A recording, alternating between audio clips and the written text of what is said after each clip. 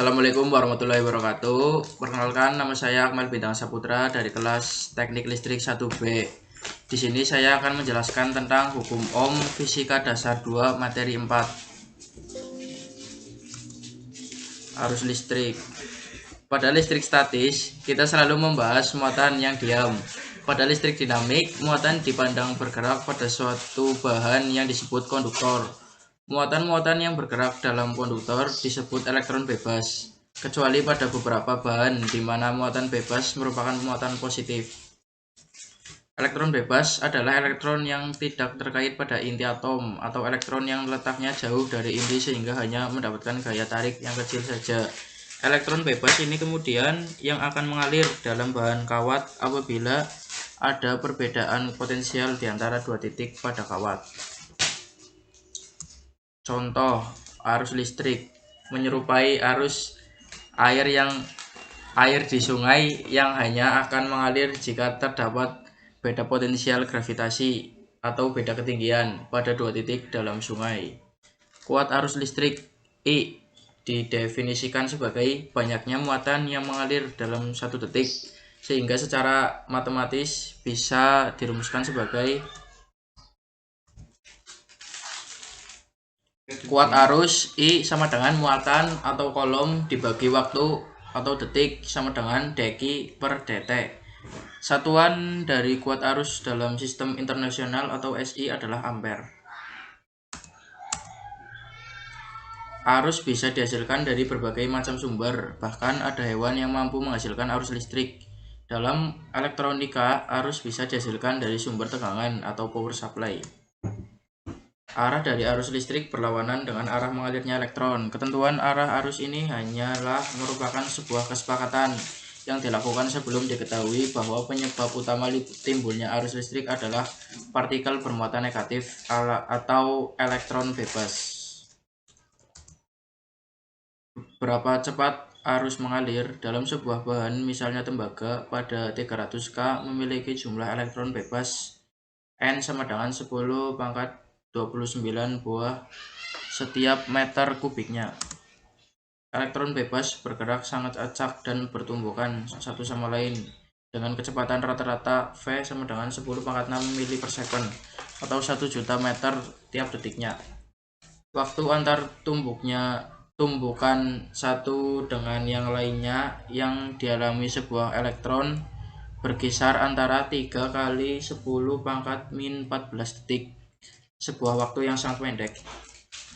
Jika kita memberikan medan listrik pada kawat tembaga misalnya, maka elektron-elektron sesuai dengan hukum elektrostatik yang pernah kita bahas akan mengalami gaya kolom sebesar F sama dengan Q E. Akibatnya, elektron akan mengalami percepatan mengikuti hukum Newton. A sama dengan F M E. Jika waktu antar tumbukan adalah T, maka kecepatan tumbukan atau kecepatan drift adalah Vd sama dengan A kali T. Jika kita substitusikan A dari persamaan 4 dan F dari persamaan 5, maka dihasilkan ya seperti gambar tersebut.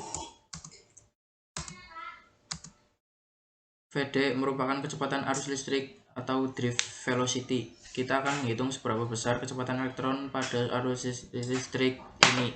Misalkan kita memiliki kawat tembaga sepanjang 10 meter dan pada ujung-ujungnya kita berikan beda potensial V sebesar 10 volt. Dengan demikian, medan listrik dapat kita hitung melalui E sama dengan V per I sama dengan 1 volt per M. Karena massa elektron sekitar 10 pangkat min 30 kilo dan muatannya 1,6 kali 10 pangkat min 19 C, maka jika hitung Vd pada kawat tembaga, Vd sama dengan 1,6 kali 10 pangkat min 19 dikali 1 dibagi 10 pangkat min 30 dikali 3 kali 10 pangkat min 14 sama dengan 5 kali 10 pangkat min 3 mili per second. Kecepatan yang sangat rendah dan tidak diduga sebelumnya, bukan? Mengingatkan kecepatan elektron sendiri adalah 10⁻⁶ mili per second, sehingga untuk menelusuri kawat 10 meter, elektron memerlukan waktu 10/5 kali 10 min 3 sama dengan 2000 detik atau sekitar setengah jam, jauh lebih lambat dari seekor kura-kura. Hambatan atau R. Ketika mengalir dalam suatu kawat konduktor, elektron berhadapan atau mengalami rintangan dari molekul-molekul dan ion-ion dalam konduktor tersebut, sehingga mengalami aliran arus listrik mengalami semacam hambatan. Seberapa besar hambatan ini dinyatakan dengan resistansi atau hambatan yang disimbolkan dengan R. Satuan dari hambatan dalam SI adalah ohm. Besarnya resistansi suatu bahan atau konduktor dengan luas penambang A dan panjang I serta hambat jenis atau resistivitas P adalah R sama dengan PI/A.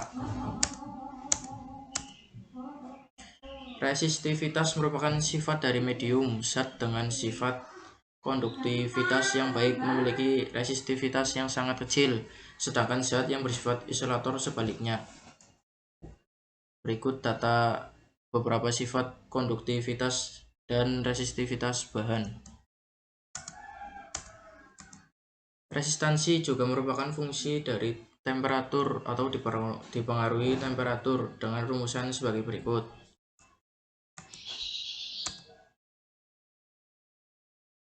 Bagaimana perubahan resistansi terhadap temperatur dapat dilihat pada kurva berikut.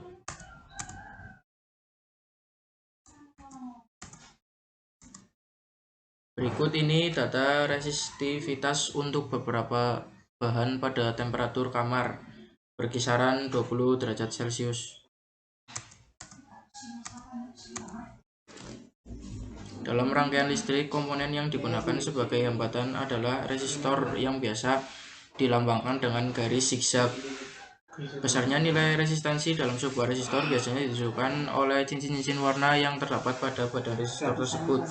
Pada umumnya, sebuah resistor memiliki 4 cincin, meskipun kadang terdapat 5 cincin atau bahkan 6 cincin. Namun di sini kita pakai resistor 4 warna. Warna-warna tersebut adalah kode-kode yang menunjukkan besaran-besaran tertentu seperti yang ditunjukkan pada tabel berikut.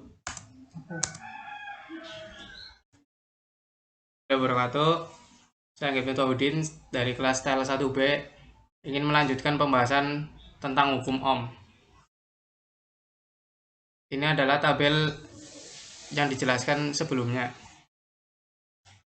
Pada resistor, warna hitam mempunyai nilai 0, coklat 1, merah 2, jingga 3, kuning 4, hijau 5, biru 6, ungu 7, abu-abu 8, putih 9, emas tidak terhingga, perak tidak terhingga, dan kosong. Contoh resistor warna merah, biru, kuning, dan emas. Hukum Ohm. Kita telah mengenal 3 besaran dalam listrik dinamik, yakni kuat arus listrik, tegangan, dan hambatan, atau I, V, dan R. Bagaimanakah hubungan ketiga besaran tersebut? George Simon Ohm pada tahun 1789 sampai 1854 merumuskan hubungan antara kuat arus listrik, hambatan, dan potensial, yang kemudian dikenal dengan hukum Ohm. Nah, ini penurunan sebagai berikut.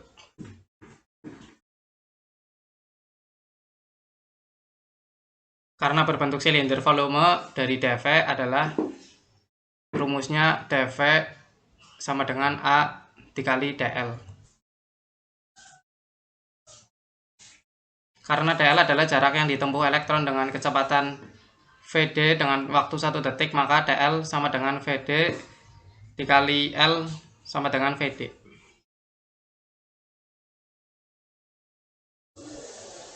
Dengan demikian, volume per detik rumusnya dV sama dengan A dikali V D. Dengan demikian volume per detik dV sama dengan A dikali VD. Nah, dan ini rumus-rumus lainnya.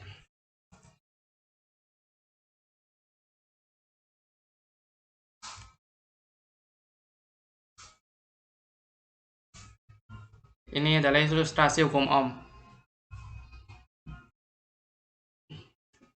Rangkaian hambatan.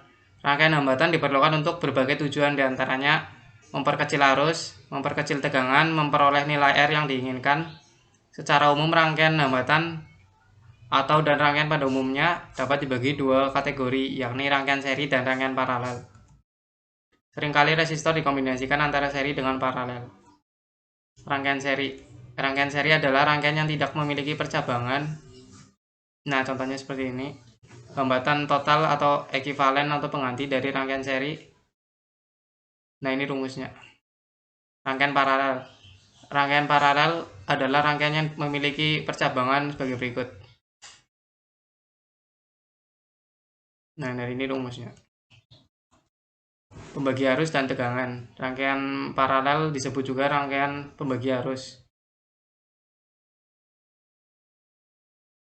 Sedangkan rangkaian seri disebut dengan rangkaian pembagi tegangan. Contoh, perhatikan sebuah rangkaian berikut. Contoh soal. Assalamualaikum warahmatullahi wabarakatuh. Perkenalkan, nama saya Didi Alamsyah dari kelas TL1B. Ingin melanjutkan tentang PPT hukum Ohm. Di sini saya akan menjelaskan tentang contoh soal dari hukum Ohm, yaitu contoh soal 1, yang dimana pengaturan power supply atau DC generator untuk dapat menghasilkan output tegangan sebesar 10 volt, kemudian nilai potensiometer diatur ke 10 ohm. Berapakah nilai arus listrik? Pembahasan. Diketahui ada tegangan di sini sebesar 10 volt, ditulis V sama dengan 10 volt, dan ada hambatan yaitu R sama dengan 10 ohm. Yang ditanya berapakah arus listrik? Kita jawab dengan rumus I sama dengan V dibagi R, yaitu V nya adalah 10, R nya adalah 10, dan jadi arusnya adalah 1 ampere.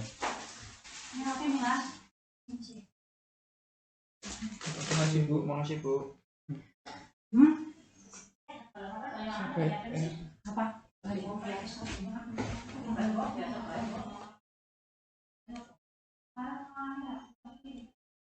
Untuk contoh soal yang kedua, setting nilai hambatan atau resistansi potensiometer ke 500 ohm, kemudian atur power supply DC generator hingga memperoleh arus listrik I 10 miliampere.